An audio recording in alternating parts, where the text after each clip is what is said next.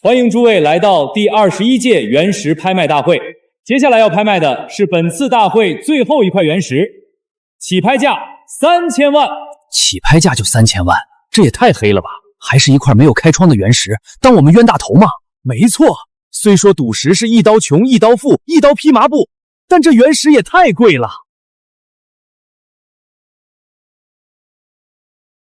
1个亿！我之所以敢对这块根本没有开窗的原石直接出价1个亿，是因为我获得了齐天大圣的火眼金睛。至于事情，还得从1年前说起。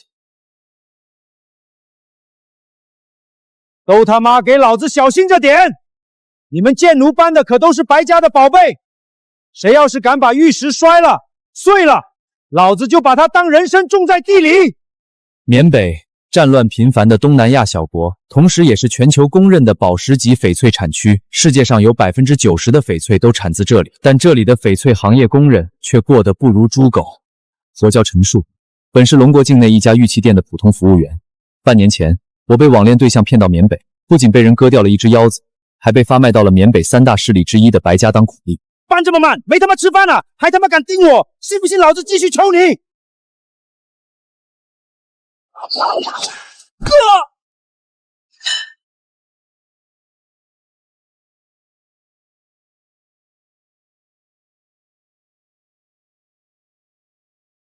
这是齐天大圣！嘿嘿，小辈，多谢你助俺困在玉石中的一道法神脱困，既如此，俺就送你一桩机缘。我这是继承了齐天大圣的火眼金睛。狗东西，竟敢摔白家的翡翠，看老子不抽死你！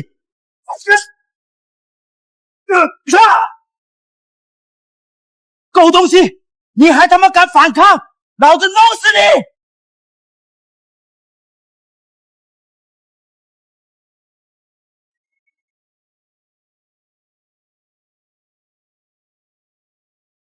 来人，把这狗东西拖出去剁碎了喂狗！等等，就算护卫队抓人，也得先问问是非对错。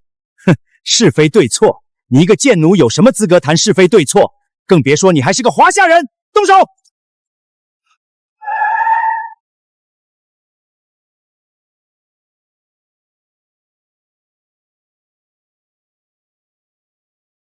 夫人，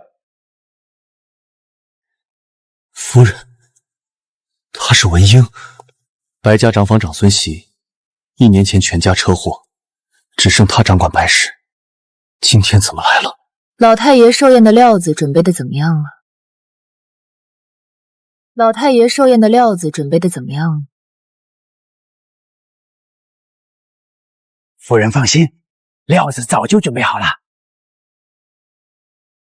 夫人请看，这块石头是莫湾级的料子。根据开窗来看，这块石头保底也能开出高品种正阳绿翡翠。老爷子的寿宴，如果您将这块原石献上，肯定能讨老爷子的欢心。做得不错。自从我丈夫和公爹一家因为车祸去世之后，二房的白有德和他儿子白狼就一直在老爷子面前吹耳旁风，想要说服老爷子将白氏集团交给他们。听说这次老爷子的70大寿，他们父子也为老爷子准备了一块极品翡翠，刚好帮我杀他们父子俩的风头。为夫人效劳是我的荣幸。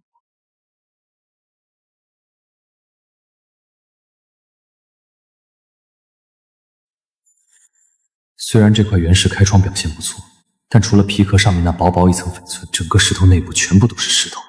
如果文小姐要选这块石头给老爷子当寿礼，只怕寿宴当日，文小姐不仅杀不了白狼父子的威风，还会成为白老爷子寿宴上的笑柄。贱种！你他妈在这里乱说什么？信不信老子抽死你！住手！夫人，你可千万别听这小子胡言乱语。这小子的头刚刚撞到了玉石上，只怕这会儿是脑子撞出了问题。闭嘴！你叫什么名字？陈树。你刚刚说，如果我拿着这块翡翠给老爷子祝寿，我会成为寿宴上的笑柄。翡翠，废料而已。这块石头虽然开窗漂亮，但除了开窗处的那一点点绿，整个石头内部根本就没有玉化，俗称大的事。废物！你还敢信口开河？你一个立功懂什么是翡翠吗？你就敢在夫人面前乱说？我刚刚让你闭嘴，你没听到吗？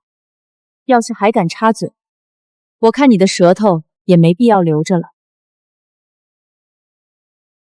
既然你说宋帕挑的这块石头是废料，那我就当着你的面将这块原石切了。如果真如你所说，这块原石是废料，你背上的伤是宋帕打的吧？如果一切如你所说，刚刚宋帕打你的一鞭子，我允许你抽回去。可要是这块原石开出来不是废料，那就别怪我把你剁成臊子喂狗。可要是这块原石开出来不是废料，那就别怪我把你剁成臊子喂狗。请便，我这双眼睛是猴哥所赐的火眼金睛，能够看破天下万物的虚妄。我就不信齐天大圣赐的东西能出什么差错。来人，解石。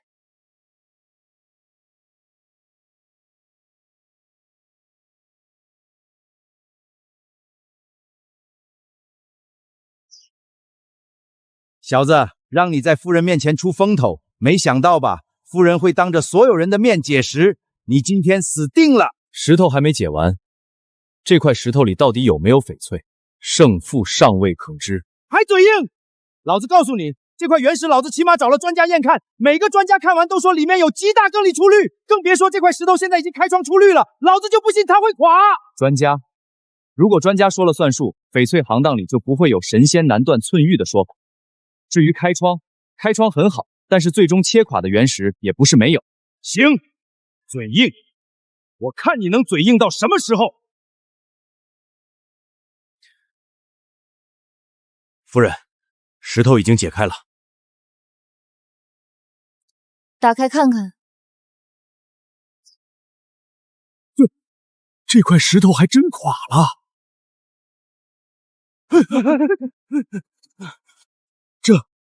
这怎么可能呢？这块原石的内部情况，竟然真和这小子说的一模一样。既然赌局是陈述赢了，按照赌约，宋帕抽陈述的那一鞭子，陈述可以抽回去。夫人，我好歹也在白家工作了好几年，就求您放过我这一次吧。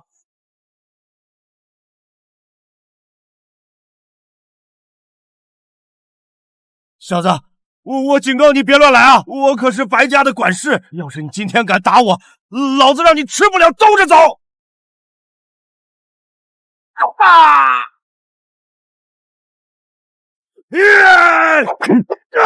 你个贱奴敢打我！欺人者，人恒欺之。你拿鞭子教训我们这些立功的时候，就应该想到自己的下场。宋帕不守家规，欺辱白氏工人。按照白氏规矩，从即日起逐出白家，永不续有。不要啊！这些年我仗着白家的名声，在外面欺辱了那么多人，没有白家的名声庇护，我会被别人打死的。聒噪，拖走。你跟我来一趟。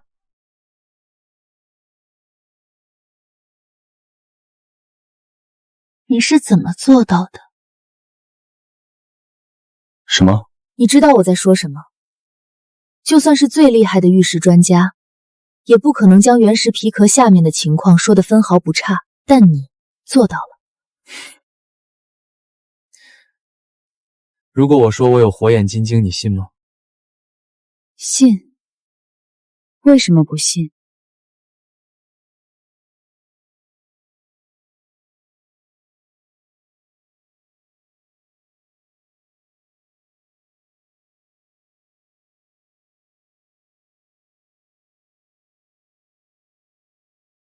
温小姐，这是什么意思？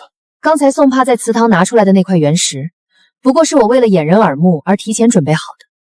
我真正要送给老爷子的翡翠，其实在这3块原石之中。这女人看着挺漂亮，没想到心机这么深。既然文小姐已经准备好了，把3块原石全切了，挑出最好的送给老爷子不就好？文小姐把这3块原石放到我面前干什么？这3块原石都是我花大价钱收购回来的，都切了多可惜。既然你说有火眼金睛，那你不妨从这3块原石中帮我挑出一块最好的。文小姐，要是我不愿意帮你，文小姐，要是我不愿意帮你呢？不帮也不是不行，不过后果你可能承担不住。这个文小姐，你的忙我怎么会不帮呢？刚刚不过是开个玩笑。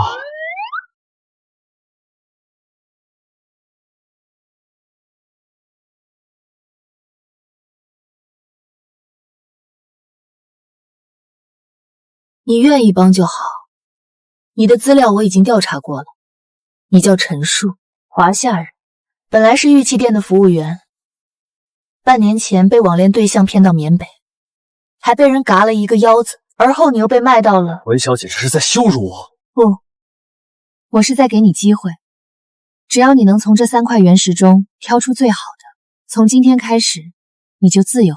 如果我要是从这3块原石里挑不出最好的呢？那就得看你的命够不够大了。6发装左轮，5发子弹，只要你挑错，我就朝着你的脑袋上开一枪。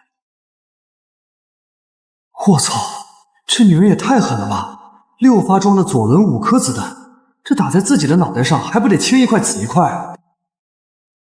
放心，我一定在这3块原石里给你挑出一块最好的出来。开始吧。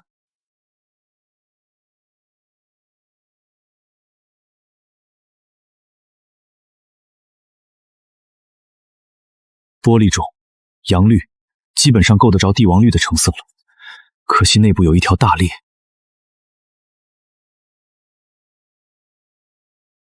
罕见的蓝翡，只可惜内部的棉没有化开。桃花春，不仅玉肉化得很好，而且内部粉白相间，这块翡翠价值连城。我选好了，我选这块原石。选好了？这块原石可是3块原石里买入价最低的，而且皮壳上的表现也最少。就选这块，我相信我的眼光。去，把这块原石解了。是，夫人。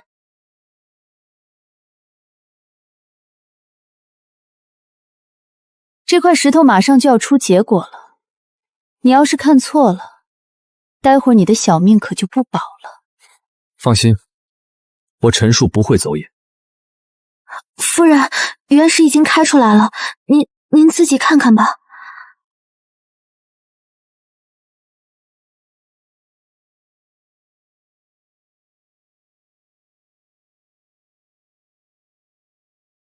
文小姐，这是什么意思？本来想着只要你挑出一块差不多的，就饶你。只不过现在看来，你这个差不多也差得太多了。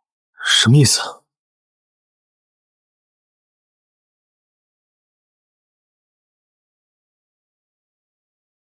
这怎么可能呢？这块石头怎么会切垮？我明明看到……现在的事实就是如此。陈树，愿赌服输。等等，你还有什么遗言要说？我知道为什么这块原石切垮了，是解这块石头的师傅根本没有切对位置。没有切对位置。陈树，要是你现在认栽，我还能让你死得痛快的。可你要是现在还在这里不死心，待会儿死的可就没这么痛快。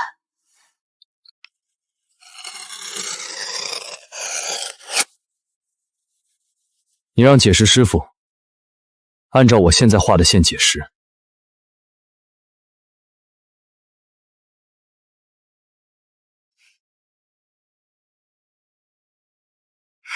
夫人，涨了，大涨！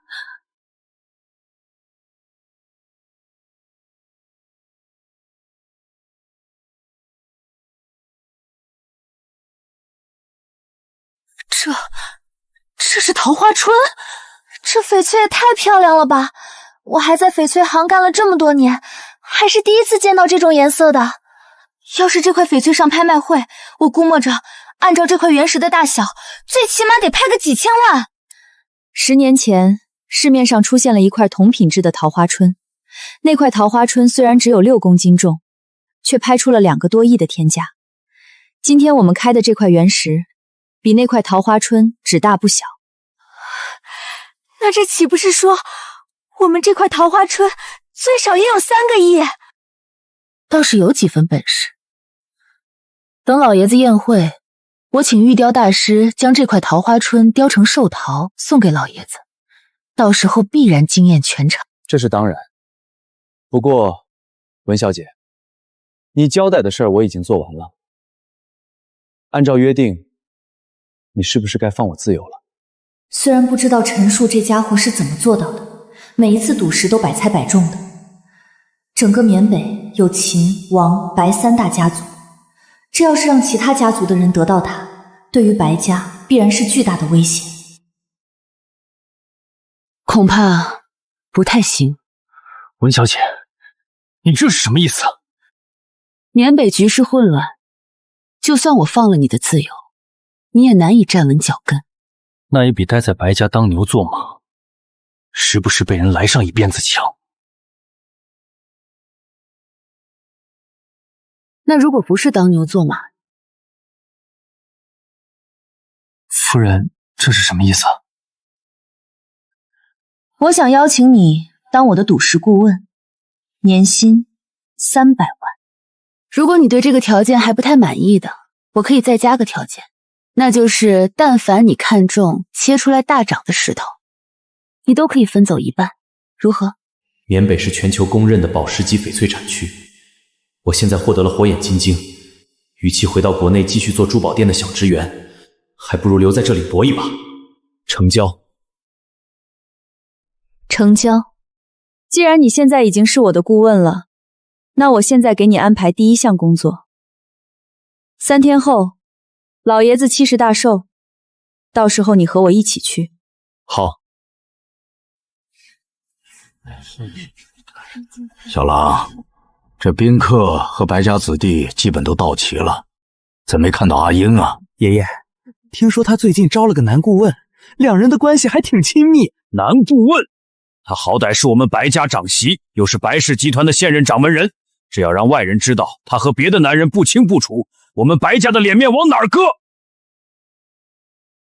白狼，趁着我不在，在爷爷面前搬弄口舌，这就是你的教养吗？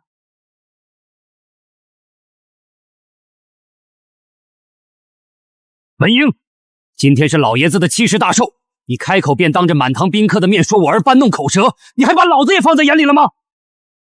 我好歹也是白家长孙媳，白狼在爷爷面前污蔑我的名声，白狼又把我放在眼里了。爸，你看文音，我好歹是他二叔，他现在仗着自己是白氏集团总裁，连我都不放在眼里呀。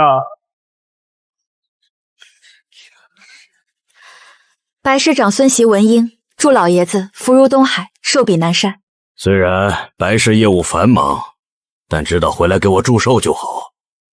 坐下吃饭吧。看来虽然这段时间白有德父子一直在老爷子面前说我坏话，想取我而代之，但老爷子对我的信任还是没有减弱。等等，文音，既然是回白家给老爷子祝寿，孝敬的礼物总得准备一件吧？还是说今天你是空着手回来的？我说怎么没提到寿礼的事情呢？原来是在这儿等着我。谁说我空手回的？你要是不提醒我还忘了。把东西拿进来。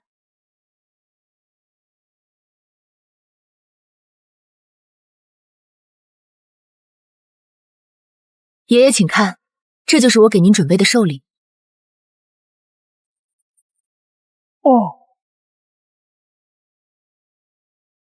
嚯，桃花春！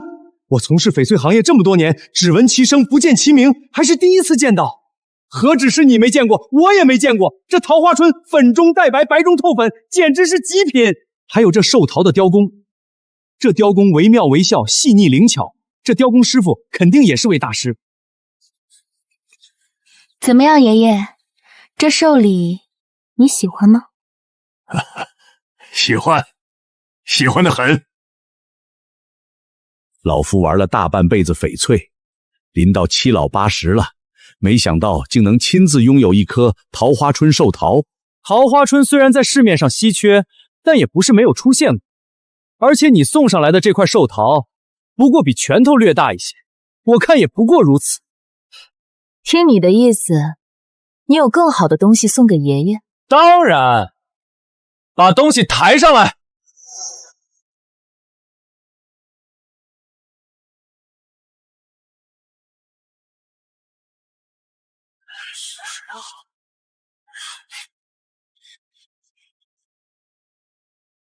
爷爷，请看孙儿给您的寿礼。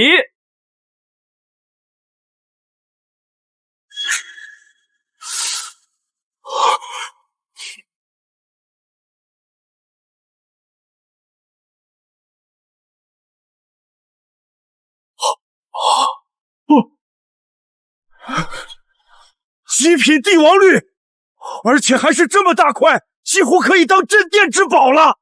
如果单以价值计算，这块原石简直超出了那块桃花针太多，甚至超出2倍。虽然知道白狼一直在为了老爷子的寿宴准备礼物，可这么大块的帝王绿，他到底怎么得来的？爷爷，您看我这件寿礼，比之文英的如何？好得很，比阿银那块桃花春好了不知道多少。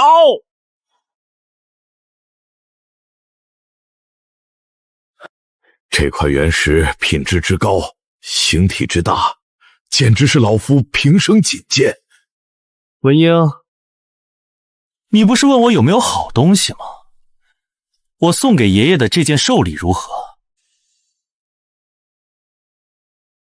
本来还以为真的是一块价值不菲的帝王绿原石，原来内部充斥着大量的块状棉，看来这帝王绿的价值是要大打折扣的。我看这块原石也不怎么样。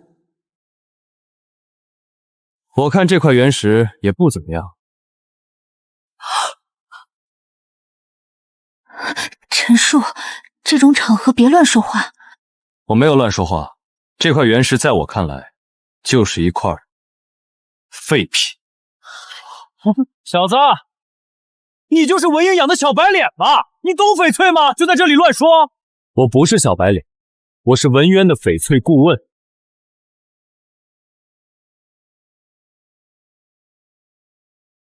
从表面开窗看，这块原石的确是极品帝王绿，种水通透，质地细腻。但这块原石的内部却充满了大量没有光泽的块状棉。这块原石不是废品是什么？这年轻人不会在胡言乱语吧？这块原石从开窗看，简直是极品啊！开窗好不一定内部就好，这些年开窗好，但最终切割开的废物也不在少数。狗东西，你懂什么？这块原石可是老子花8000万买来的，整个绵港不止一个翡翠行内的专家评估过，这块翡翠最少价值8个亿。如果按照我的判断，这块原石最多800万。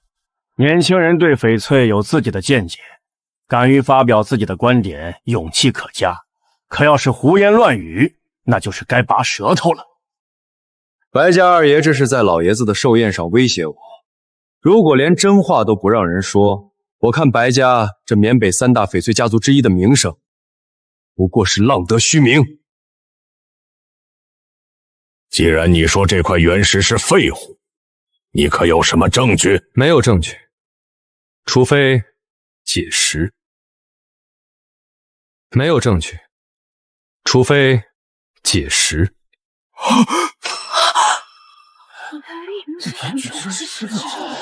解石？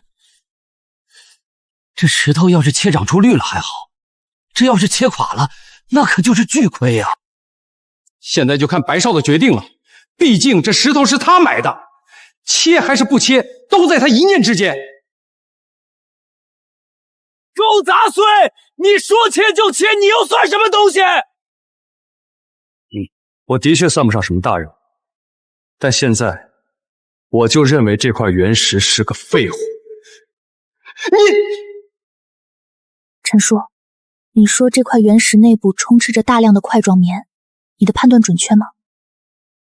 我看石头准不准，你不是最清楚吗？前2次陈述赌石，说的情况几乎与原石内部分毫不差。要是这次真让白览在爷爷的寿宴上出了风头，只怕以后这白氏集团总裁的位置我坐不稳。不管了，赌一把。爷爷，今日是你的寿宴，既然有人对白狼线上的原石提出了异议，我看不如解了好。文英，你少在这里信口开河！解石，你说的轻巧，这块石头是我花8000万买来的，不解，这块石头依旧值8个亿，解了。如果这块石头切垮了，损失你来担吗？这样说来，其实你自己也对自己拿出来的原石没信心了。谁说我对自己拿出来的原石没信心了？我拿出来的就是一块极品帝王绿。那就解石。不解，够了！身为白家核心人员，吵吵闹闹像什么样子？诸位，今日是白某的70大寿，既然今天小狼线上帝王绿原石有争议，那白某今天就当着大家的面给解了。要是真出绿了，那就当我这老头子运势好，让大家同我一起喜庆喜庆。要是切垮了，这点损失我们白家也承担得起。爷爷，够了！我说了要解，你敢说不同意？我同意，不过我想加个条件，要是这块原石真的是一块帝王绿，孙儿希望爷爷答应我一件事。说。我希望爷爷从此罢免文英白氏集团总裁的身份。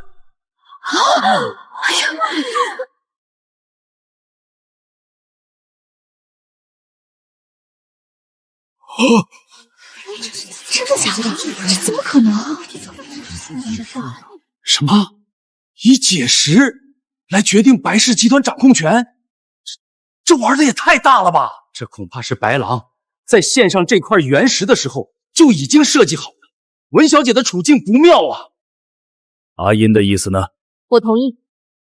不过，要是这块石头切垮了，白狼父子不准在明里暗里打白氏集团的主意，从此只能接受家族分红。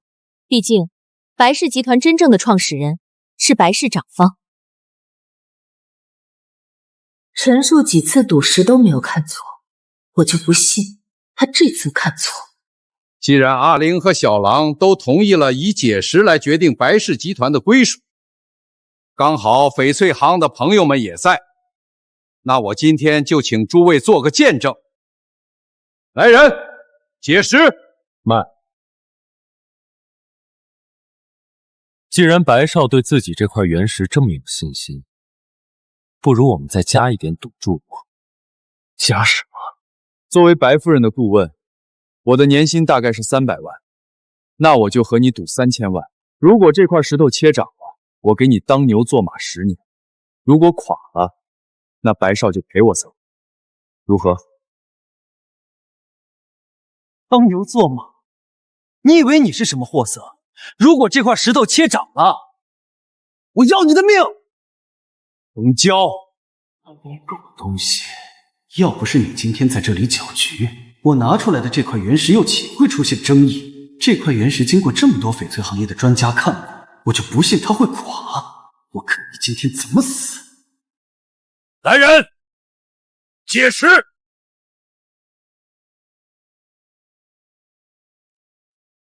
把这块石头解了。是家主。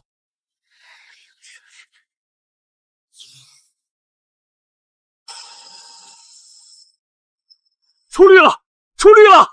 家主，出绿了！出绿了！出绿了！我真是出绿了，而且还是帝王绿！那几个专家看得真准，真是帝王绿！看来这下白家的产业都要归白家二少爷了。文小姐糊涂啊！本来白家的产业无论如何都有她一份，她却偏要听这个顾问的话。文英，姓陈的，现在怎么说？原石出绿了，而且还是帝王绿，你们服不服？看来白少刚刚是没有听清楚我的话。你什么意思？我可从来没有说过这块原石不会出绿，我只是说这块原石会垮。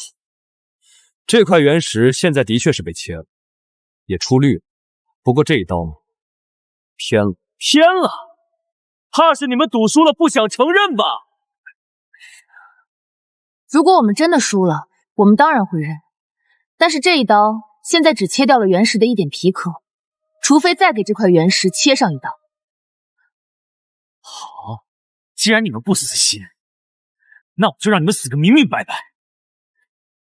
再切一刀。切吧。是。等等，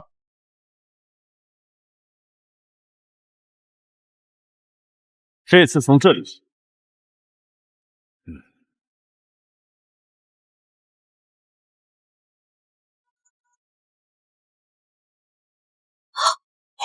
怎么会这样？怎么会这样？怎么了？涨了还是垮了？家主，您还是自己去看吧。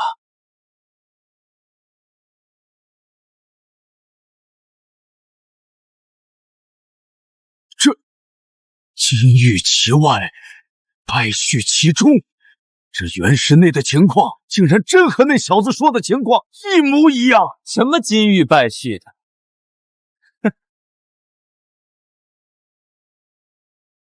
我的翡翠怎么会变成这样？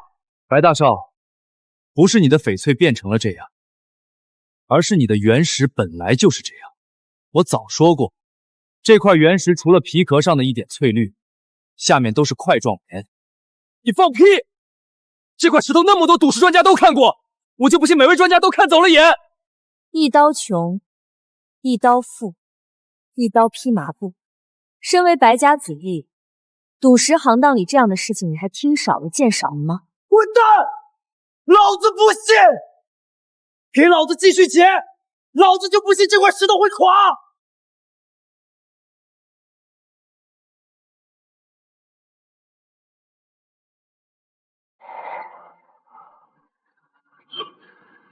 怎么会这样？行了，不用再切了。诸位，解石结果诸位也看到了，白狼献上来的原石垮了。按照解石前的约定，原石垮了，白氏集团掌门人依旧是文英。爷爷，小狼，我知道你不愿意我把白氏集团的经营交给阿英，但赌约就是赌约。如果这赌约你和阿英没立还好，既然立了，而且还是当着这么多宾客面立赌约，那输了你就得认。诸位，按照解石前的约定，我宣布，白氏集团的掌门人依旧是白家文英。陈叔，谢谢。诸位，原石解了，好戏大家也看了，今日老朽罚了，就请诸位移步白家宴会厅宴饮吧。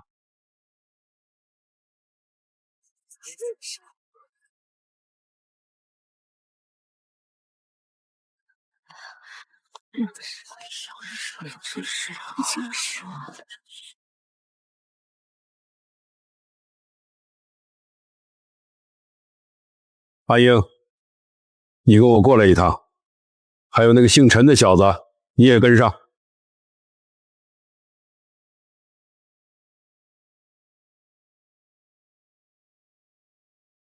爷爷，好歹也是白氏集团掌门人，这些虚礼就不必了。是爷爷。还有一件事，那就是玉石公盘大会快开始了，到时候缅北另外2大家族秦家和王家都要去参加。这2天你准备一下，到时候代表我去参加，切不可堕了我们白家的威风。是。行了，你出去吧，姓陈的小子留一下。这怎么不愿意？爷爷，陈叔是我请来的赌石顾问，刚刚和白狼的赌局也是我授意他那么说的。您别为难他。哼，放心，老子我活了70岁，还不至于和一个小辈为难。是。小子，在老头子我的寿宴上闹事儿，胆儿倒是挺肥呀。小子不敢。嘴上说着不敢，但事儿可一点没少做。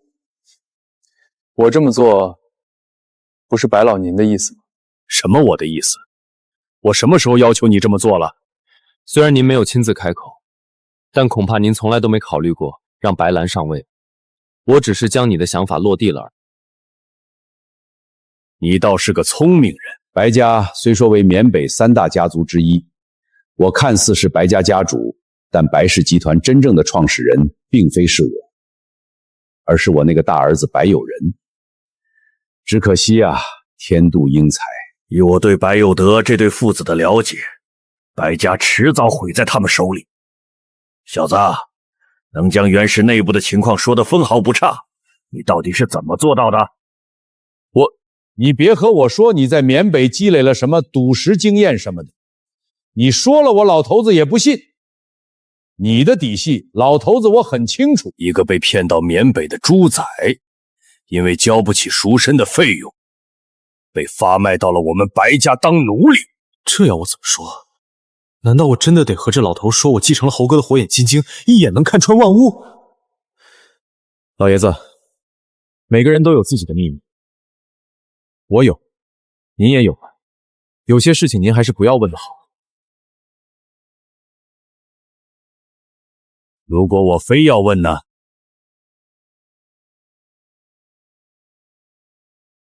那我也不会说。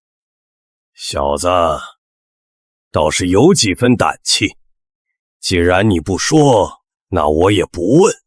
不过，我希望你不要拿你这双眼睛来对付白家，否则我必将你这双眼睛挖出来。白老放心，只要白家不对我下手，我也不会用我这双眼睛和白家为敌。行了，赶紧滚吧，老头子我累了。等等，你和白狼赌约的那笔钱，稍晚点儿我会让白狼打给你。至于阿英，阿莹是我那去世大孙的媳妇儿，也是我们白家未来的掌舵人。你小子最好只是他的赌池顾问。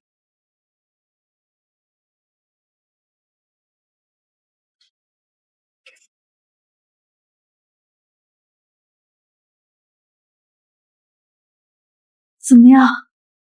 老爷子没对你做什么吧？白老当然没对我做什么，不过今天我帮了你这么大的忙，你是不是该奖励点我什么？你想要什么奖励？当然是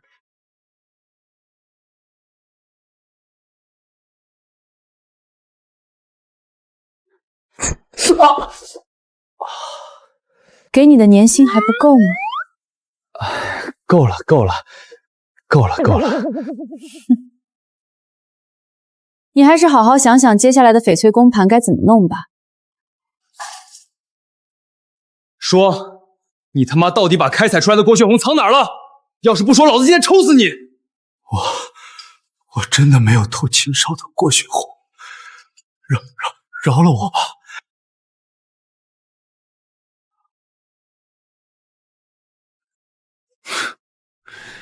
这有些人啊，就是不见棺材不掉泪。行，不说是吧？不说，老子今天抽死你！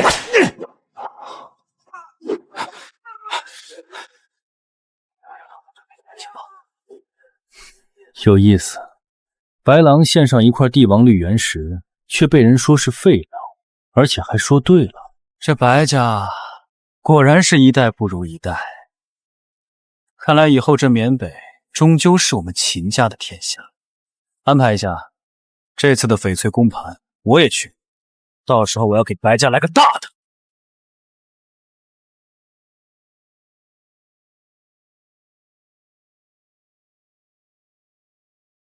小小，你不好好在家准备公盘，研究一个华夏小子做什么？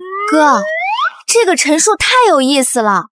一个苦力竟然能帮文英赢下白家的继承权，还看穿了8000万的假料，肯定是个高手。高手又怎么样？终究是个苦力。我就是想认识一下他嘛，看看他到底有什么本事。哥，这次公盘你带我一起去嘛，我保证不捣乱，就想看看那个陈述怎么赌石。好，好，好，带你去，不过你可得听话，别惹事儿。行，行，没问题，我倒要看看这个陈述到底有多厉害。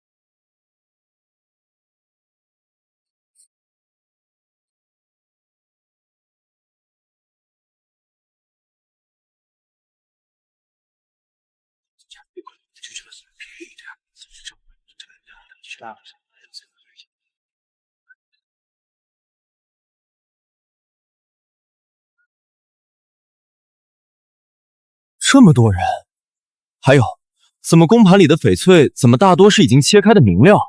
缅北翡翠公盘是整个东南亚的盛会，早年间都是蒙头料，赌性很大，但很多人都因此亏了钱，所以后来才改成了明料，供人竞标，价高者。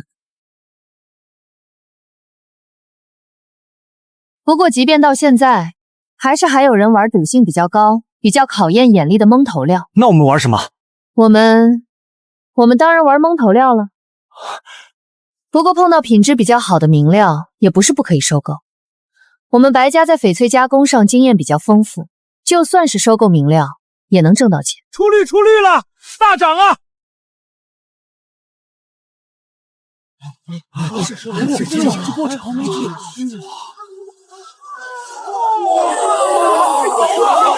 涨了，大涨啊！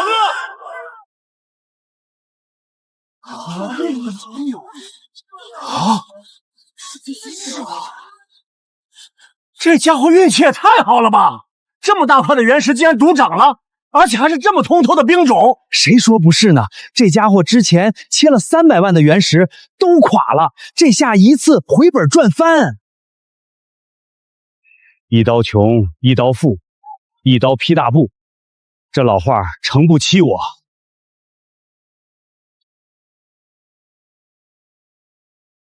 怎么样，这块原石能入吗？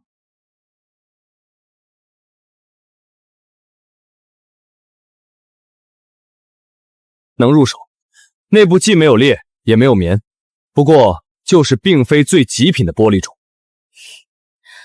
玻璃种固然珍贵，但冰种已经很难得了。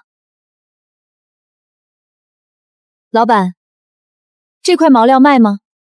你如果愿意卖，我们白家愿意出800万收购。原来是白家，我以为这块原石600万就顶点了，没想到他们竟然出到了800。毕竟是缅北3大家族之一，大手笔，看来这家伙真发财了。卖，我现在就卖。那好，石头归我，我给你支票。等等，这块毛料我们秦家出价1000万。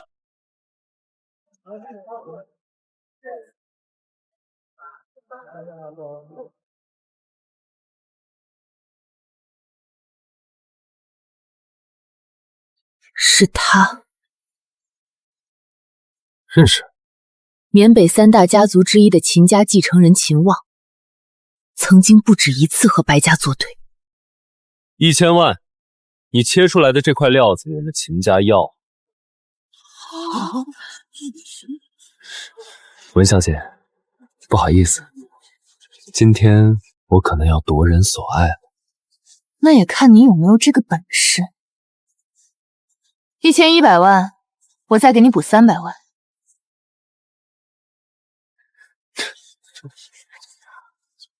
1300万。秦望，你故意来捣乱的是不是？这块明料就算是经过加工，出一些手镯和牌子，除掉人工，最终的价格也不会超过1400万。你们白家只能做出1400万的货，我们秦家可不一定。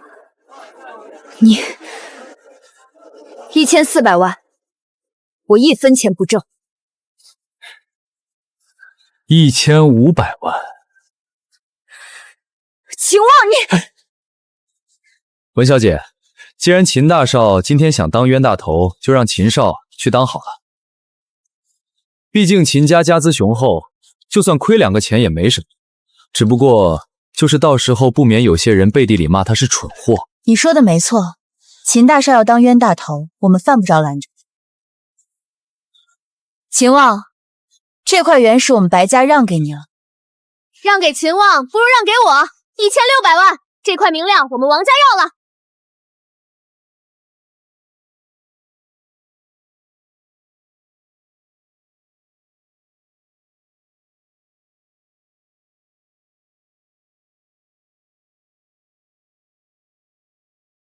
文英姐，这就是陈述，在白老爷子的寿宴上替你出风头的那个人。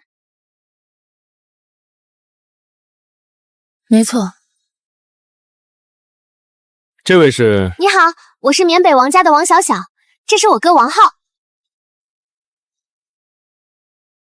原来是缅北3大家族之一王家的人，陈述。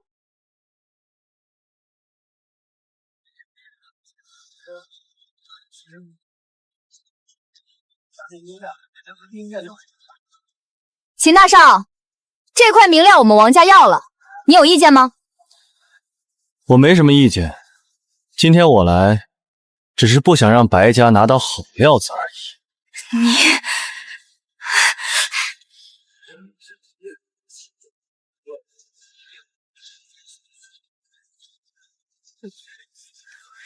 秦大少的意思是想要和白家比拼财力，只要能让白家拿不到好料子，花点小钱也未尝不可。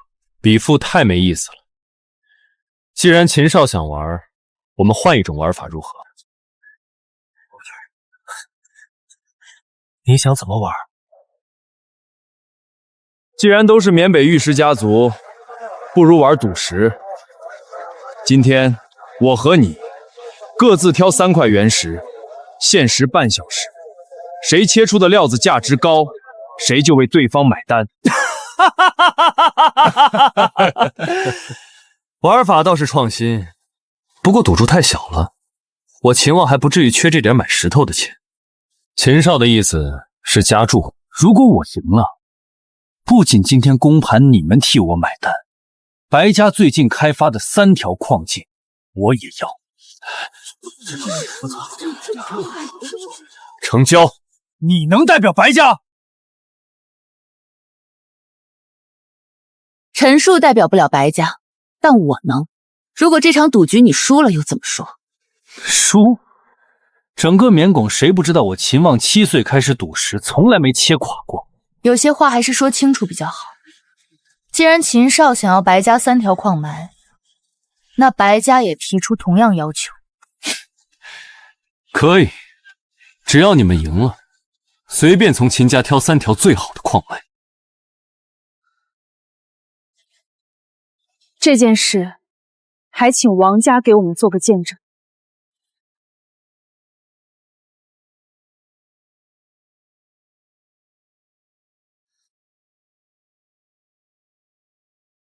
既然文小姐信得过我们王家，那我们兄妹就做这个见证人。今日在场诸位同行也都是证人，白秦2家赌约一言9鼎，不得反悔。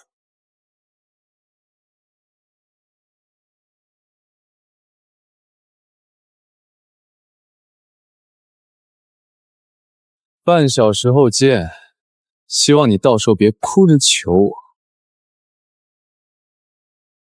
这哪里是赌石，简直是赌家产。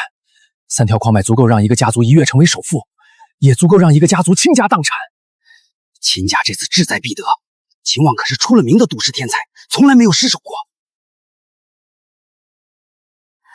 怎么样，有挑到好的吗？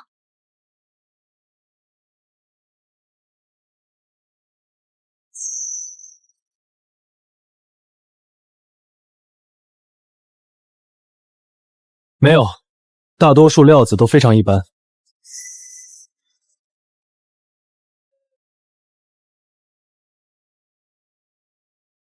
这边是废料区，都是别人挑剩下的。出不了什么高价值翡翠，我们还是去蒙头料区再找找吧。不一定。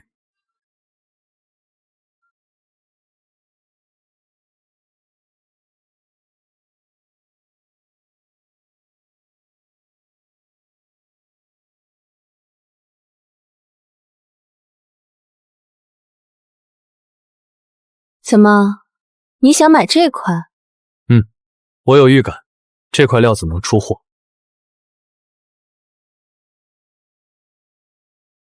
出货？一块被人切了一半的料子，要是能出好货，我秦望把头拧下来。我看秦少说的没错，这废料肯定是别人看过的，哪能出什么好东西？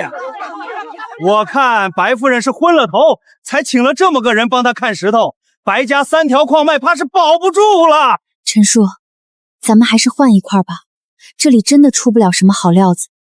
去蒙头料区，哪怕挑一块表现一般的，也比这块废料强。放心，既然我敢选，就肯定有把握。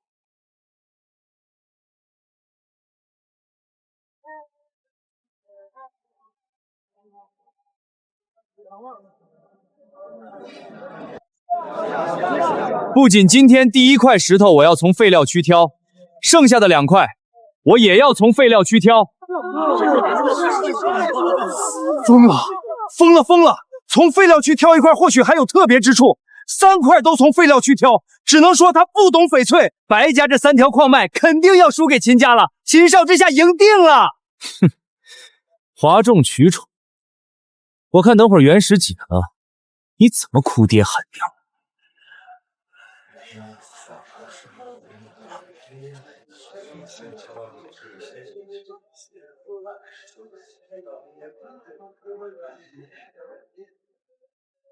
就这3块了。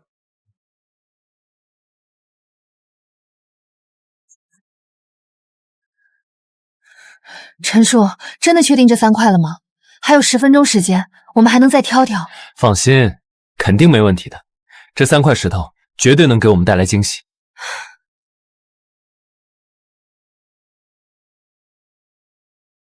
秦望，我们的料子已经挑好了，你的呢？你们这也称得上是挑选翡翠，不过是在废料堆里选了一堆烂石头罢了。既然你们想死，我就成全你们。这3块都是我挑好的。既然双方都已经挑好了，那么开始解石吧。在场哪位是解石行家？麻烦出手一下，费用我们王家包了。我来。我张老三解石30年，什么样的石头都见过。秦少、文小姐，先解哪一块？先解我们秦家的吧，顺便让这些门外汉看看，什么才是真正的好料子。是。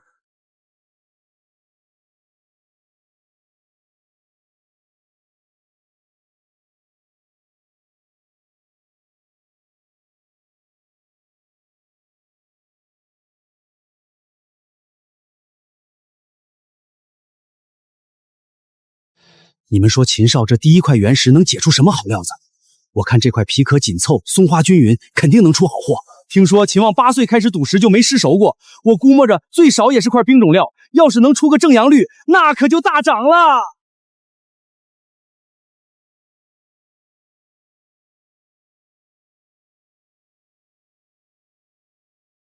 秦少，料子已经切好了，是一块顶级冰种正阳绿翡，大涨！还真是冰种料，果然被你说中了。哪里是我眼力好，我只是对秦少的事迹比较了解罢了。这第1局只怕白家夫人是要输了。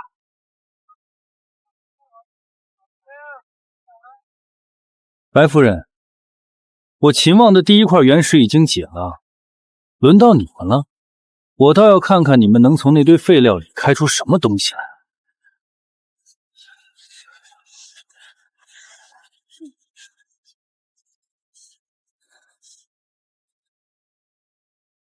麻烦先帮我把这块料子给解了。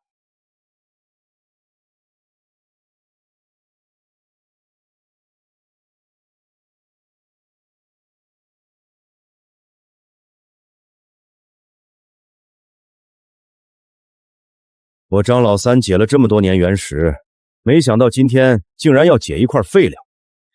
这要是解不出东西，可别砸了我的招牌。慢，这块料子不能这么切。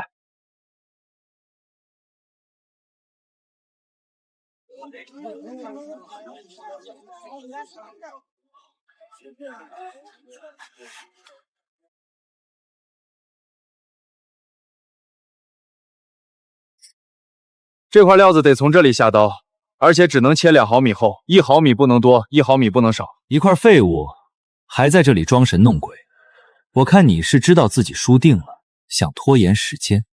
是不是废物？那也得等切过了之后再说，说不定等料子切开了，会出什么顶级翡翠呢？哼，胡言乱语，不知天高地厚。我倒要看看你能玩出什么花样来。下刀吧。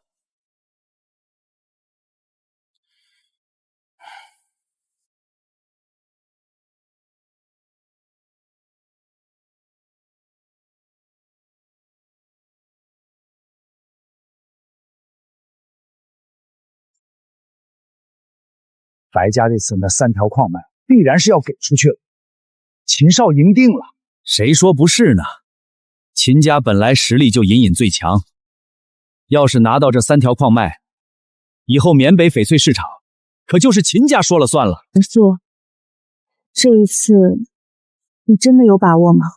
要是输了，我们白家可就……怎么不放心？我就是觉得这次赌的有些太大了。如果输了，我们白家搞不好得元气大伤，我真的害怕。放心，我有把握，这次我们只会赢，不会输，相信我。切完了，我看肯定是块废料，没什么好看的。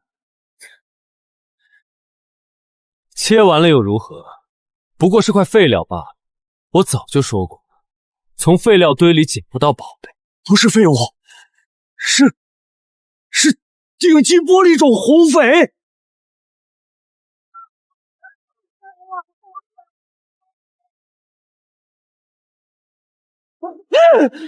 顶级玻璃种红翡，这怎么可能呢？绝对不可能！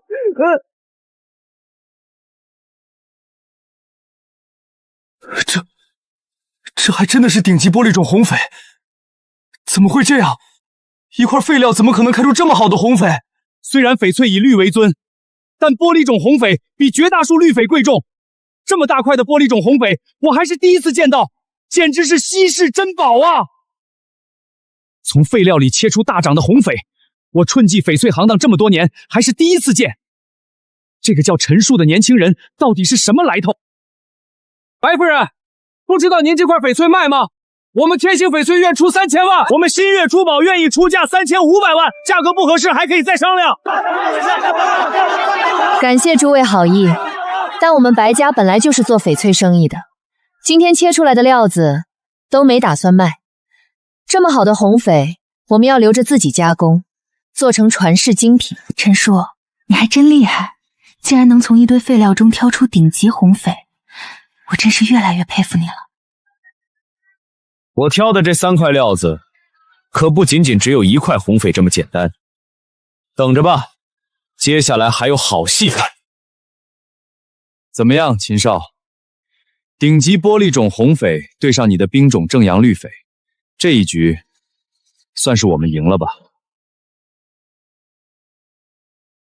哼，不过是1块红翡而已，市面上又不是没出现过。现在只是第1局。接下来还有2局，我就不信你剩下的2块废料依旧能出这种极品，运气不可能一直站在你那边。那接下来便请秦少继续看着，第2局先切我们的。好的，老板。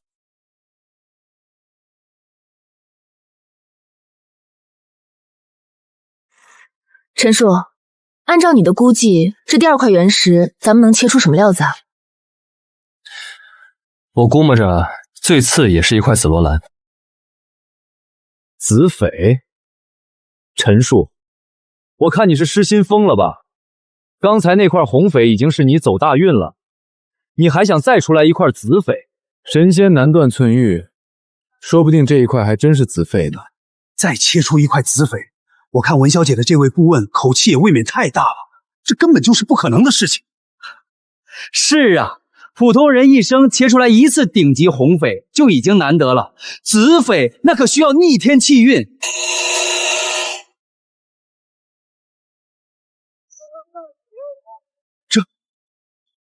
这还真的是紫翡。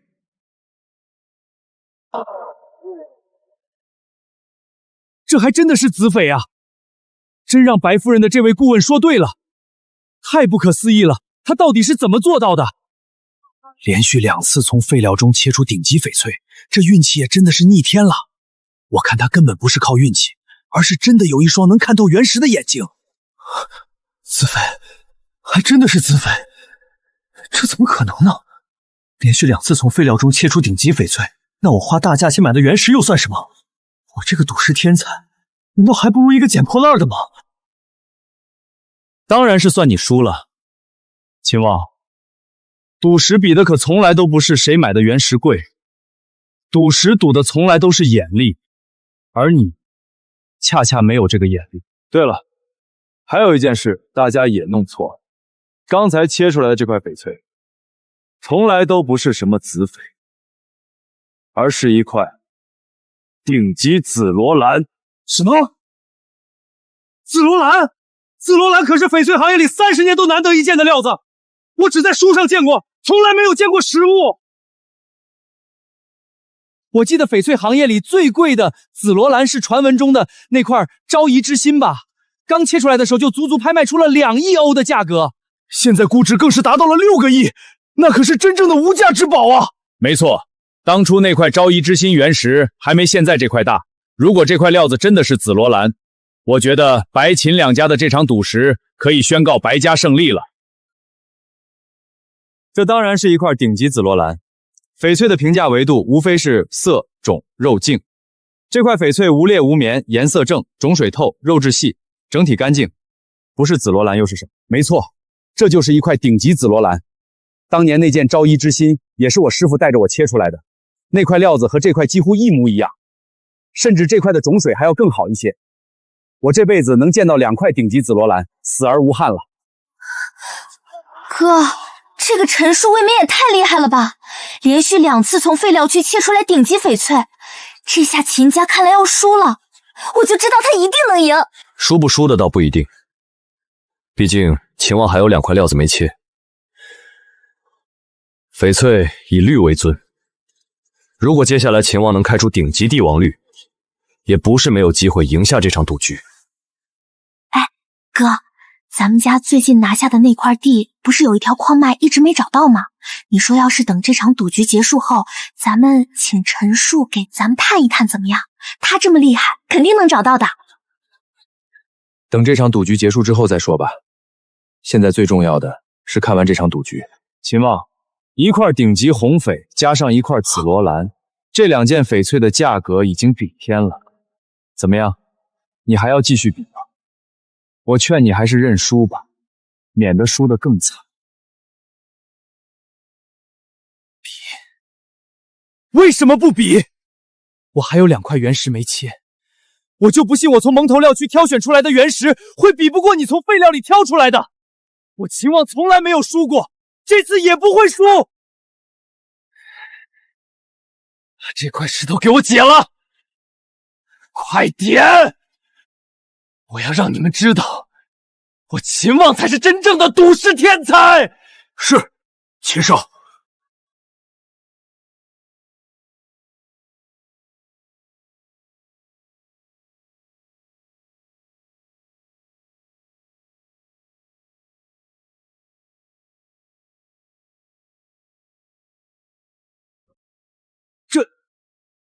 怎么会切出来这种东西？怎么样？是不是出什么好东西了？快告诉我，是不是帝王绿？石头？怎么可能是石头？我明明看过这块原石的表现，绝对不可能切垮的。什么？石头？秦少的3块蒙头料价值可都不便宜，这岂不是说秦少这第二块石头赔得血本无归？秦少可是缅北有名的赌石天才，坊间都说他自从出道就没切垮过，这次垮了。看来天才也有失手的时候啊！狗东西，你是不是在这里给老子乱切？你信不信老子现在就弄死你？肯定是你切错了位置，才把我的好料子给毁了。秦少，我们没有乱切，我们刚刚下的那一刀就是最好的下刀处。您这块石头，它就是块石头啊！放屁！老子挑选的时候就已经看过这块料子的表现了。这块料子无论从皮壳还是苔藓来说，都是绝对的好料，绝对不可能切垮。一定是你搞的鬼！我要杀了你！秦望，就算你揪着解石师傅不放也没用，石头就是石头。就算你今天把解石师傅打死，你刚才切的这块料子也还是石头。输了就是输了，何必迁怒于人？老子不信，给老子继续切，多切几次！老子不信，老子挑选的石头会切垮，肯定还有翡翠在里面，一定是我没切到位置。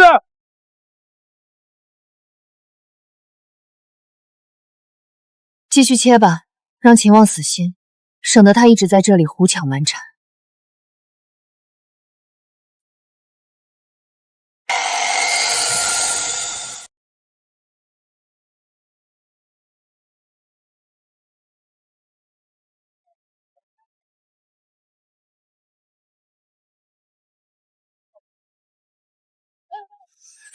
还真的是石头，亲自挑选的蒙头料竟然切垮了，怎么会这样？我可是赌石天才，我怎么可能会输？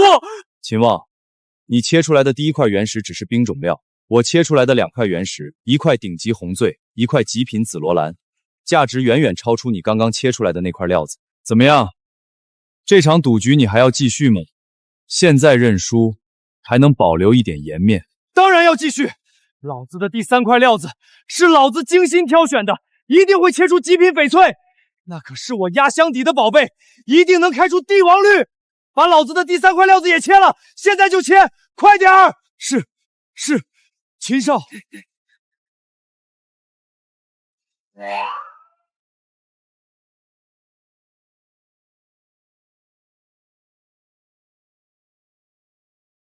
这是出绿了。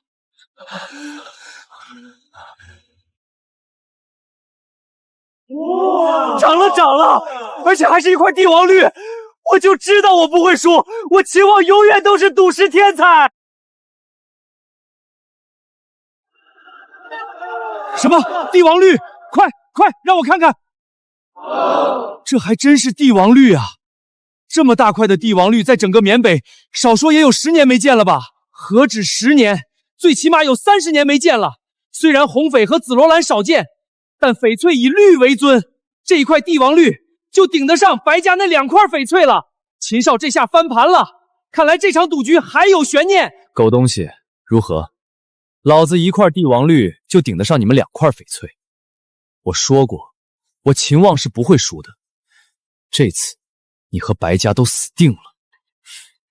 帝王绿的确是好东西，不过秦少怕是忘了，我也还有一块料子没切呢，谁输谁赢还不一定。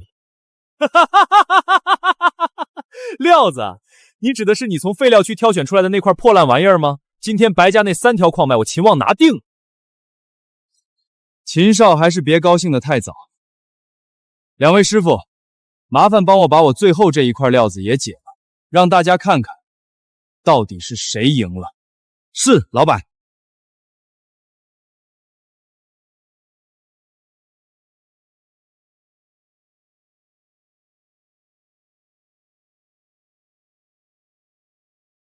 看来这赌局白家今天是输定了。帝王绿啊，多少年都难得一见的东西，秦少这次真是走了大运了。只能说一山还有一山高，我本来以为今天能看到一块红翡加上一块紫罗兰就已经是得天之幸了，没想到又解出来一块帝王绿，今天真是没白来，大开眼界啊！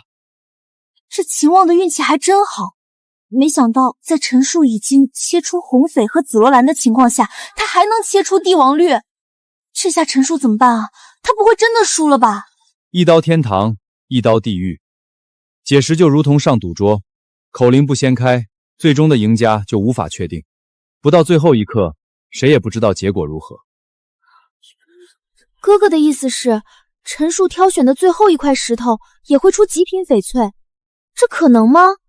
那可是一块废物啊！说不好，但根据这个陈述，从废料里连续切出2块极品翡翠来看，我只能说这个陈述看原石绝对有一手。他挑选的第3块原石也绝不简单，说不定还能创造奇迹。我倒是希望陈述能赢，我觉得他是个好人，而且他真的很厉害。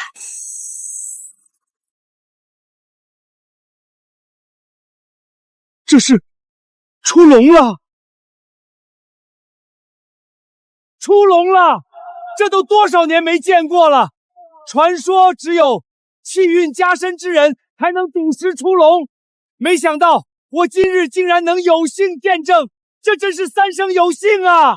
何止是你，我们家从我爷爷辈开始就开始玩翡翠，但却从来都没见过出笼，这可是千年难遇的奇观啊！遇龙则败，希望这次见证出笼，也能保佑我们家以后在翡翠行业大富大贵。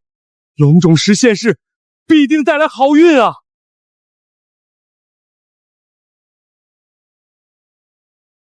哥，他们这是怎么了？怎么都跪在地上了？还有，到底什么是出笼啊？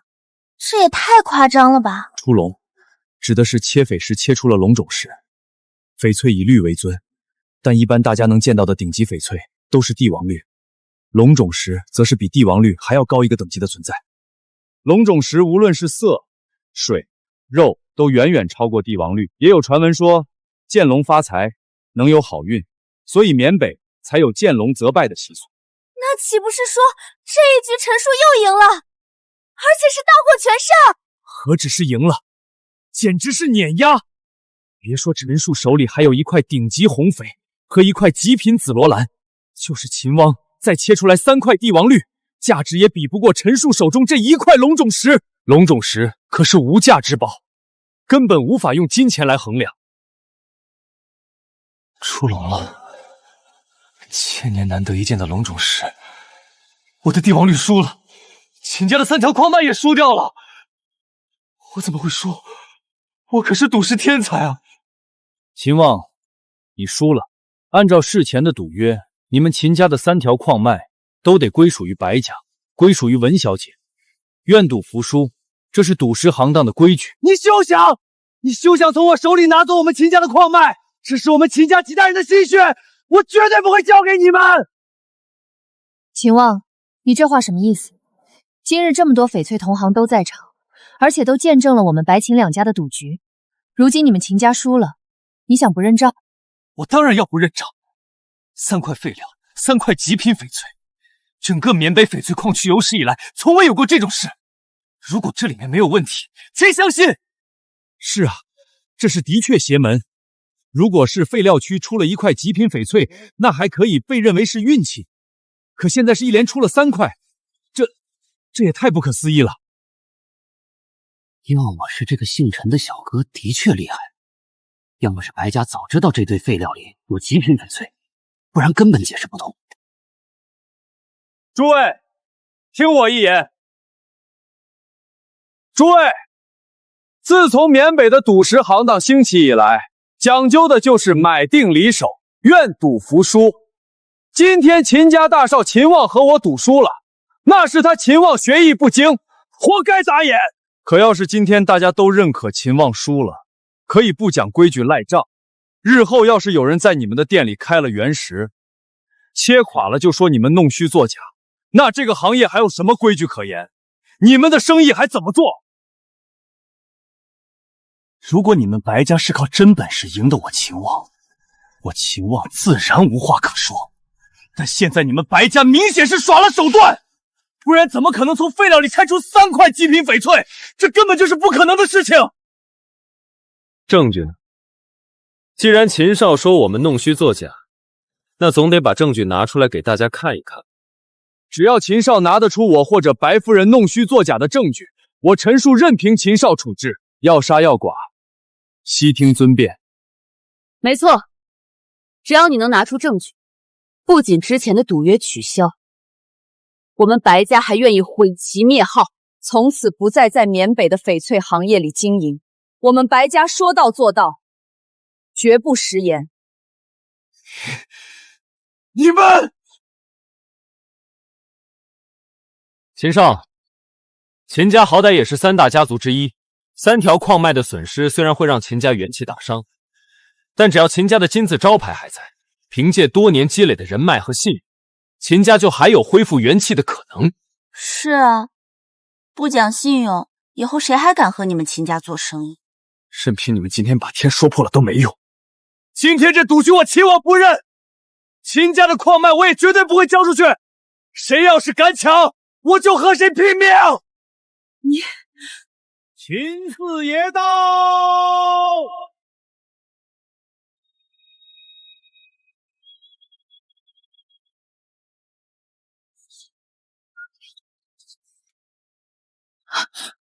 秦四海，他怎么来了？看来今天我们和秦王的这赌约是执行不下去了。秦四海这个老狐狸，从来不会做亏本的买卖。我看到不一定。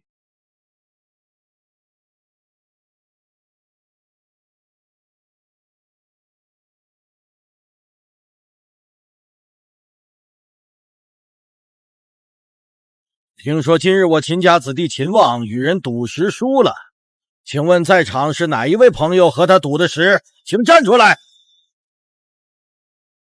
秦四爷，是我。还有我，白家文英。秦望与2位赌的是什么？3条矿脉。要是秦望赢了，则从白家拿走3条矿脉，反之亦然。不过这场赌局，秦望输了。在场的诸位同行都可以作证。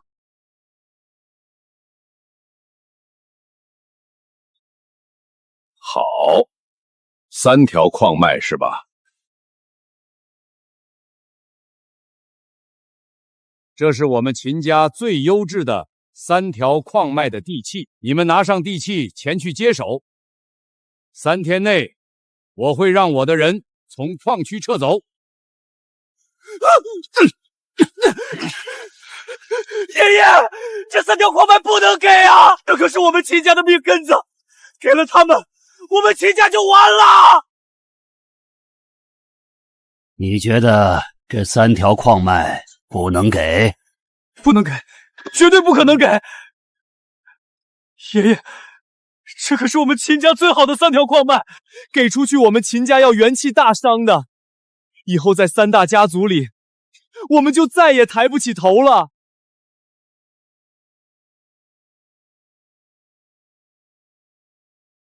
知道这3条矿脉不能给出去，你还和人赌？你眼里还有秦家，还有我吗？我平时是怎么教你的？做事要三思而后行。你倒好，脑子一热，就敢拿3条矿脉做赌注。我错了，爷爷。我本来以为我肯定能赢的，谁知道他……你哪里是错了？你是错的离谱。如果仅仅只是把矿脉输了，干干净净将矿脉交出去，那也就算了。我起码会觉得你还是个人物，不算丢了咱们秦家的份。可你刚刚在干什么？耍赖！老头子我平时是这么教你做生意的吗？你把我们秦家的名声置于何地？请2位小友把地契收下吧。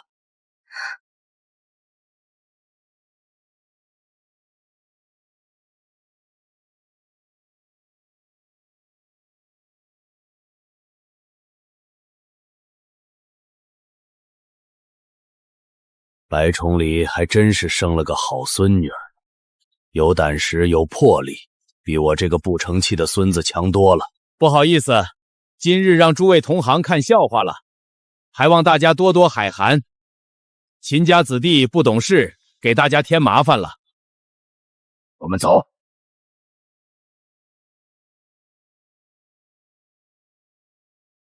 没想到秦老爷子还挺好相处的，这么干脆就把地契交出来。好相处，那只是他今天给你的感觉而已。我们白家和他斗了这么多年，最清楚他是什么样的人。他就是一只不折不扣的老狐狸。今天他这么做，肯定有他的目的，我们绝对不能掉以轻心。赌局已经结束了，陈先生今天真是大显身手，让我们大开眼界。等会儿我们兄妹想请陈先生一起吃个便饭，不知道陈先生有时间吗？没问题，正好我也有些事情想向王少请教。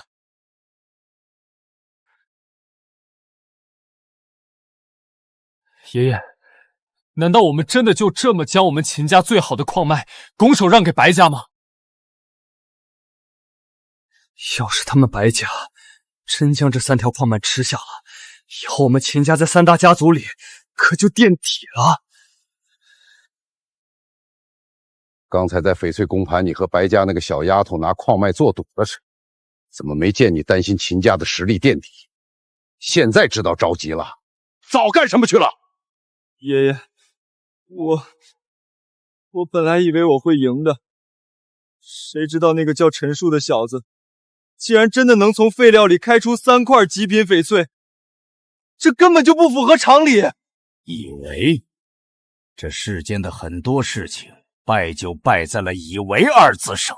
你以为你是赌石天才就可以目空一切了？是，爷爷，我已经知道错了，以后我再也不会这么冲动了。放心吧，这3条矿脉在白家手里待不了多久，用不了多久，他们就会乖乖回到我们秦家手里。什么意思啊？爷爷，你是不是有什么计划了？我们秦家支持的贡猜将军最近即将当选为缅北画事人，只要他上位，到时候这3条矿脉还不是得回到我们秦家？到时候我要让白家加倍奉还。那我们秦家以后不是起飞了？爷爷，还是你厉害。当然，以后我们秦家就是缅北最大的玉石家族，没有人能和我们抗衡。陈先生今天简直是让人大开眼界，3块已经丢在废料区的石头，经过陈先生这一双慧眼，转眼间就价值千金。我敬陈先生一杯。王少过奖，不过是运气好罢了。王少有什么话不妨直言，但凡我陈述能帮得上忙的，绝不推辞。是这样，陈先生，我们想邀请您去探矿。探矿？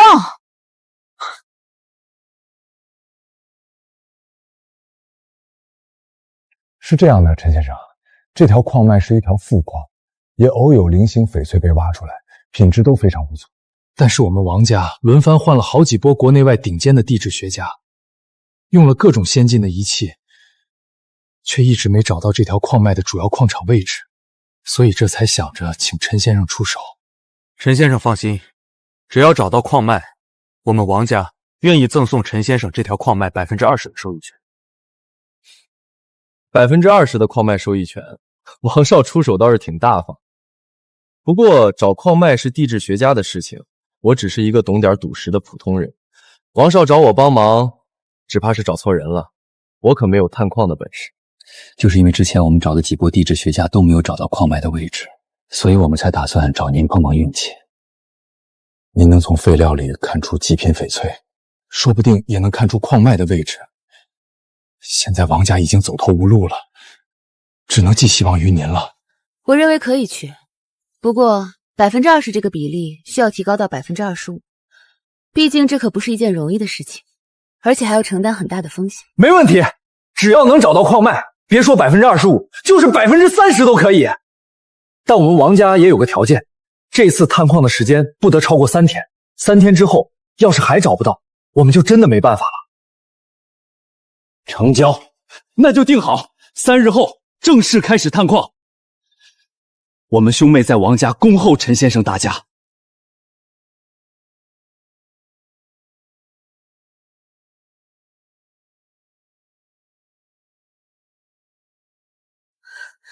哥，你说陈叔真的能帮咱们王家找到矿脉吗？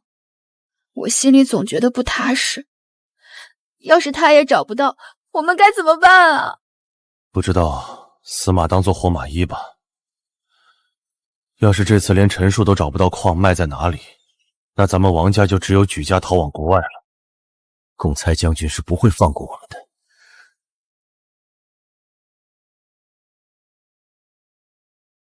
文小姐，你说王家拥有那么多矿脉，难道真的找不到一个可以探明矿藏主脉的专家？也不是没有可能。寻找翡翠主脉，在业内叫寻龙，龙能大能小，能飞能隐，业内专家找不到矿脉的比比皆是。不过我认为，王家找你探矿有其他原因。什么原因？难道他们还有什么别的目的？那就是王家急了，急到即便只是找到一位在赌石方面有些天赋的高手，也要迫不及待的让他去帮着王家探矿。而且我怀疑，这条矿脉背后肯定还有什么不为人知的秘密，不然他们不会开出这么高的条件。那你刚在饭桌上还和我说你认为可以去，这不是让我往火坑里跳吗？我这不是相信你的能力吗？而且这也是一个和王家搞好关系的好机会。有了王家的帮助，我们白家在缅北的地位会更加稳固。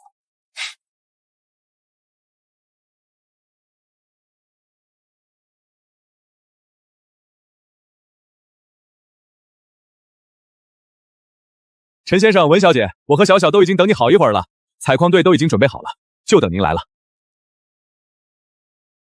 咱们现在开始，时间紧迫，我们得抓紧每一分每一秒。好，好。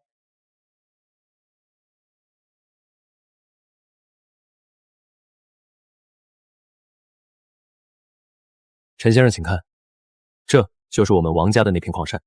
其实最近已经有不少人在山里捡到翡翠原石了，甚至品质也都还不错，但就是始终没有找到主脉的位置。我们把能找的地方都找遍了，就是一点线索都没有。有从这些山头上带回来的原石吗？我想看看这些原石的情况，说不定能从中找到一些线索。有。去把从这几座山里带回来的石头都拿给陈先生看看，越多越好。是，大少爷。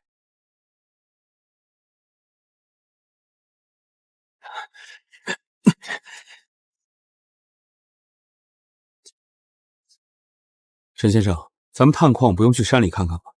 亲自去现场考察一下，不是更准确吗？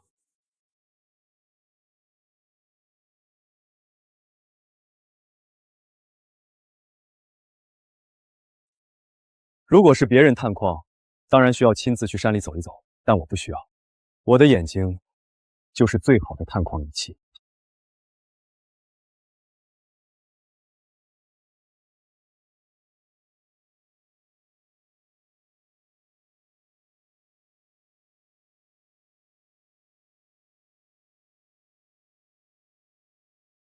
王少，我想知道这几块原石是从哪座山来的？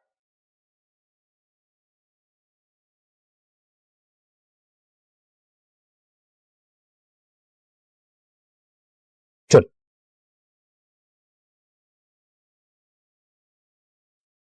这几块原石都是从这座山的山脚附近捡回来的。我们之前也重点勘察过这座山，但什么都没有发现。如果这几块原石都是从这里开采，那我建议直接从这里开采。这座山底下绝对有一条富矿。仅凭一张地图和几块破石头就判断出矿脉在哪里，本少今天也算是开了眼了，真是笑掉大牙了。王少卿，你来干什么？这里不欢迎你。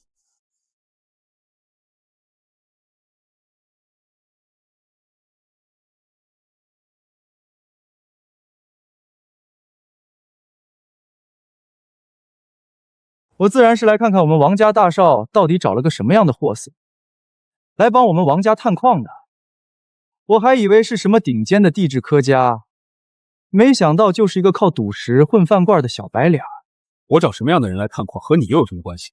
这里是王家，不是你撒野的地方，赶紧给我滚出去！和我当然有关系，这王家的产业也有我的一份，但只怕要是3天内这矿探不出来，我们王家以后就不存在了，到时候你们都得死，我也跟着倒霉。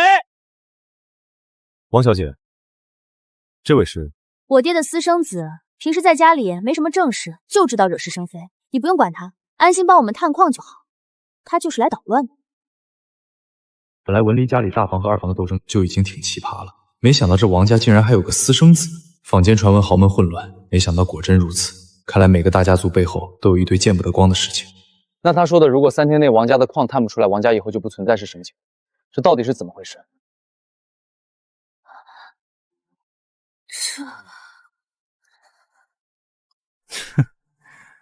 看来又是个蠢货，连这次探矿是什么情况都不知道，就接下了王家的活。小子，不妨告诉你要探的这条矿根本就不是王家的，而是缅北最大军阀贡差将军。贡差将军给了王家1个月，如今只剩下3天时间。要是你把这矿探出来了还好，要是探不出来，不仅王家要完蛋，搞不好你也要受牵连。陈先生，这件事我先给你道个歉。不过事前我没和你说，是因为我不想让您有太大的压力，怕您因为紧张而发挥失常。您放心，就算这次探矿没能成功，我们王家也会支付您一笔3000万的探矿费，绝对不会让您白跑一趟。3000万，也得看这个小子有没有本事拿啊！我看他就是个骗子，根本不可能找到矿脉。到时候别说3000万，他能不能活着离开王家都是个问题。怎么，王二少就这么确定我一定找出矿脉？难道你就这么希望王家完蛋？如果你要是什么地质学家用了什么先进的装备，说不定你还有几分机会。但就以你刚刚找了一堆破烂石头，然后随便在地图上一指的情况来看，你今天要是能找到矿，那才是笑掉大牙了。我赌你绝对找不到。如果我真的找到矿脉了呢？你敢和我赌一把吗？找到？刚刚王浩承诺给你的是，即便你没成功探矿，也给你一笔3000万的探矿费，是吧？如果你找到了，我再给你加3000万。要是你找不到，你就给我滚出缅北，永远不准再回来。成交。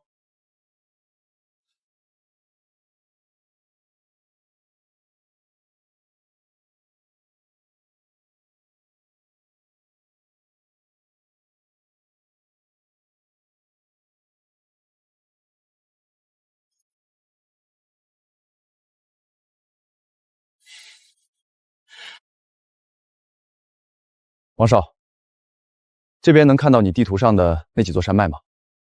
能。那几座山就是我们王家的矿山，天气好的时候，从这里就能看得清清楚楚。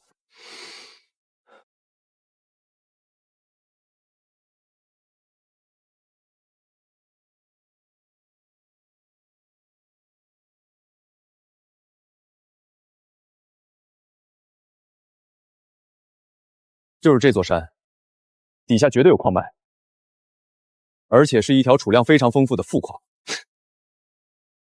矿脉？那2座山头都已经被我们地质队反反复复勘探过好几次了，要是能找到矿脉才有鬼。我看你啊，根本就是找不到矿脉，胡乱一指，想骗我们王家的钱没那么容易。王二少，也许我有火眼金睛呢，到时候你可别输得太惨。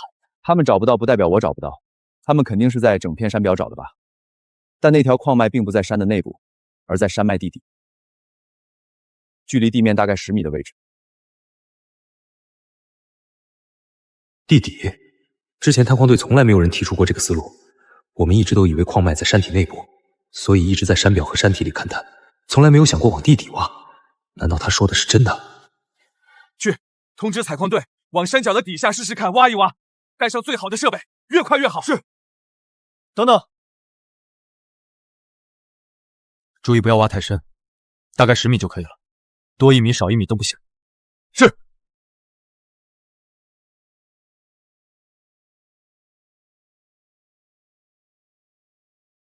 还精确到底下10米，你以为你有火眼金睛呢？简直是胡说八道！我看你就是故意拖延时间，等3天期限一到，你就可以卷铺盖走人了。王二少，也许我有了，到时候你可别输得太惨。你。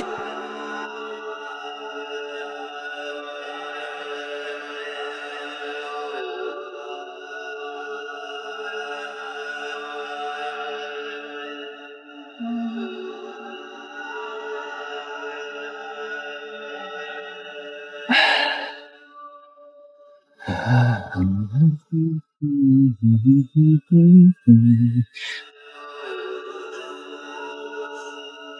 爷，少爷，矿脉挖出来了，真的挖出来了！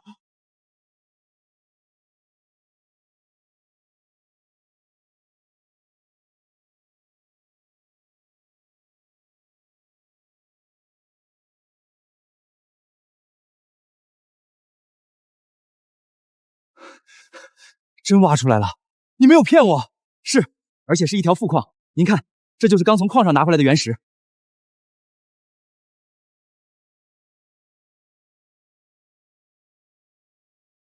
真挖出来了！王家这下终于安全了，我们不用死了！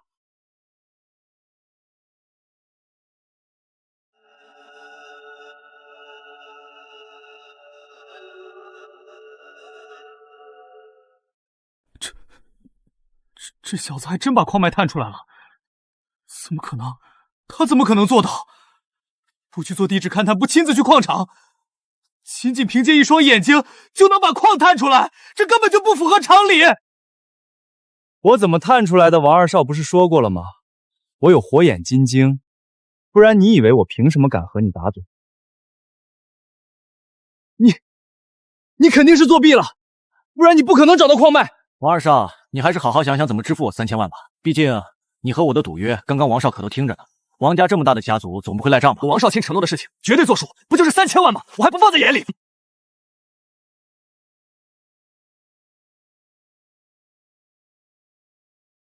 陈先生，今日的事情多谢了，您就是王家的救命恩人，以后但凡有用得着王家的地方，您尽管开口，我们王家绝对不会推辞。不过举手之劳而已，王少不必客气。不知道陈先生现在和白家是什么关系？如果陈先生没有和白家签订什么合约，我希望陈先生来我们王家做个顾问。您放心，年薪好说，我们王家绝对不亏待您，比白家给你的待遇只高不低。喂，姓王的，陈叔是我的人，你当着我的面抢人，是不是也太不给我们白家面子了？你们好，我不和你们白家，尤其是你文英抢人，是我唐突了，我自罚一杯。你说什么？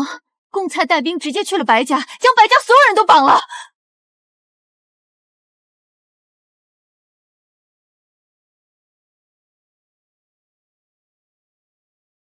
怎么了？发生什么事了？谁被绑了？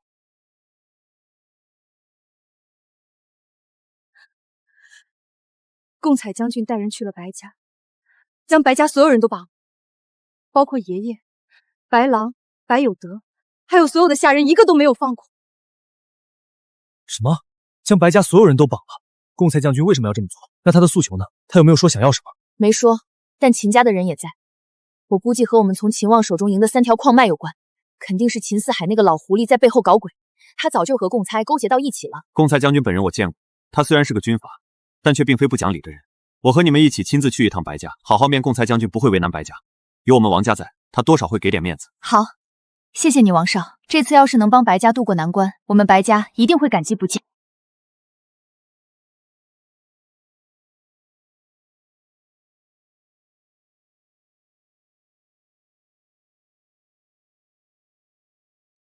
你说白家还有个女人在外面，怎么还没看到她回来？我可没有那么多时间在这里等她。将军放心，我们已经打电话通知她了，想必她马上到。她肯定不敢不来，不然我们就杀了她的爷爷和所有家人。敢伸手拿我贡猜的东西，这些翡翠商人胆子是越来越大。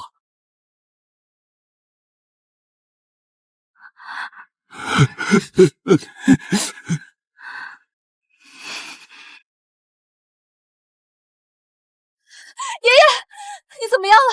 他们有没有对你怎么样？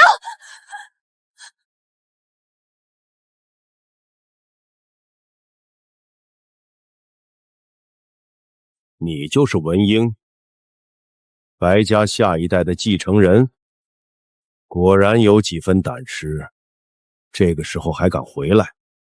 是我，您就是贡猜将军吧？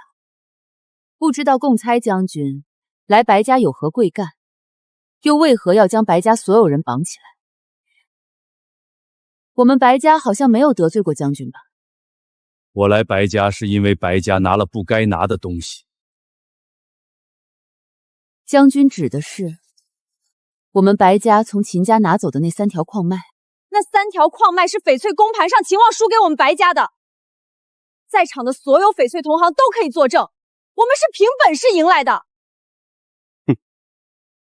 我当然知道那3条矿脉是秦望输给白家的，不过在秦望将这3条矿脉输给你们之前，他爷爷秦四海已经将这3条矿脉献给我了。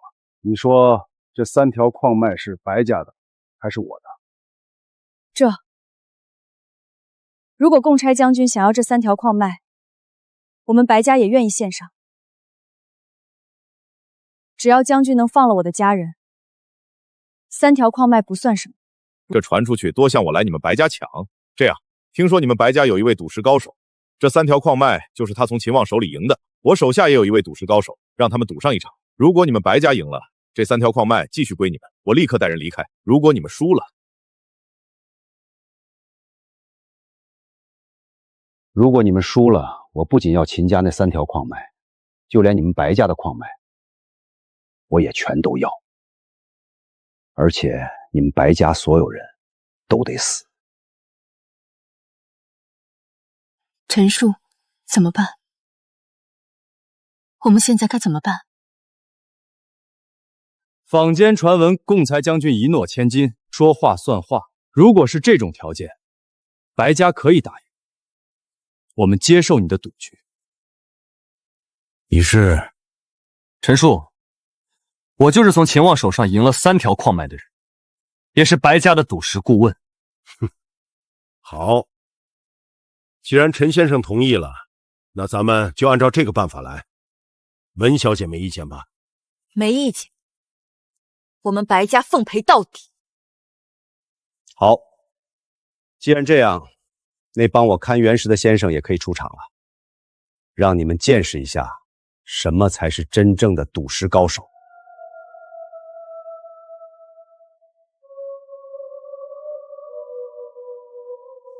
将军，是他？怎么会是他？他不是早就已经金盆洗手退出赌石界了吗？爸，你是认识他吗？为什么你这么害怕？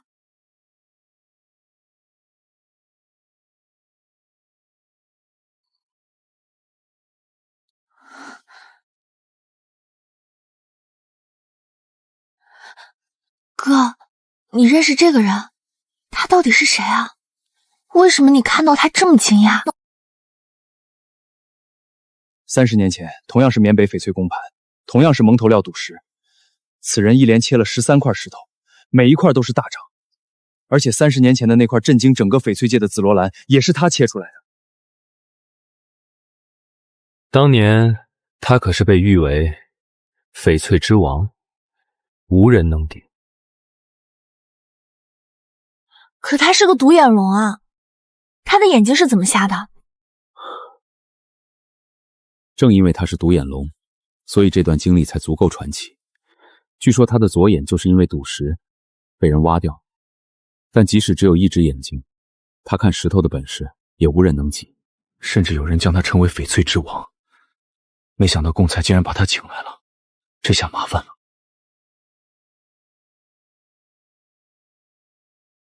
这位小哥，既然赌局已经定下来了，咱们就按照最简单的方式，让贡才将军提供一批原石，然后我们从中各挑出一块，如何？谁切出来的料子价值高，谁就赢。没问题。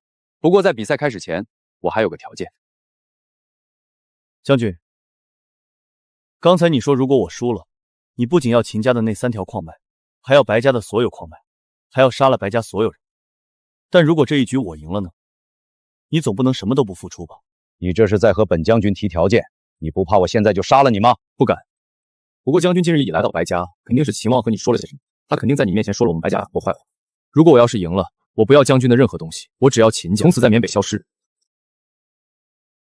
我答应你的条件。不仅如此，只要你切出来的石头价值比我请来的先生切出来的高，以后你就是我在缅北翡翠行业的代理人，如何？将军，你怎么能……闭嘴！既然所有条件都已经聊好，那就请将军让人将石头搬过来。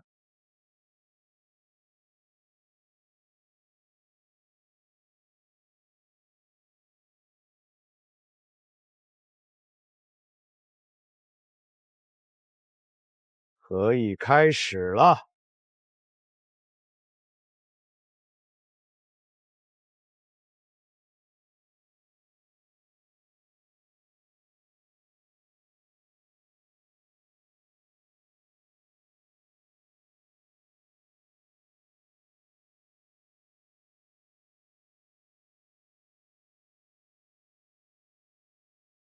我挑选好了。我也选好了，我选这一块。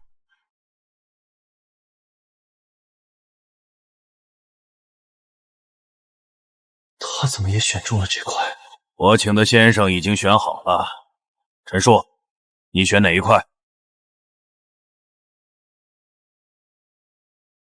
我选这一块。小子，如果你选的是这一块的话，恐怕这一局你输了。不妨告诉你，我选中的是一块子匪。我倒觉得我不一定会输。你不信我的判断？我相信你的判断。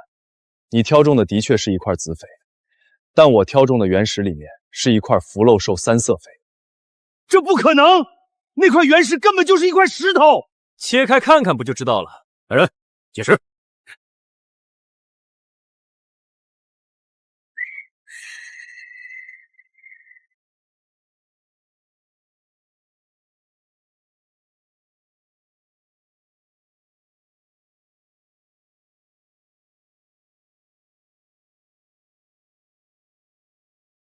你怎么做到的？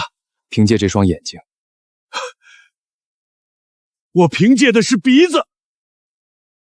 将军，我输了。我说话算话。从今天开始，陈先生就是我共猜在翡翠行业的代理人。来人，把白氏所有人都放了。将军，你似乎还忘了一件事。来人，把秦望拖走。从今日起，秦家在缅北除名。将军，不要啊！陈叔，谢谢。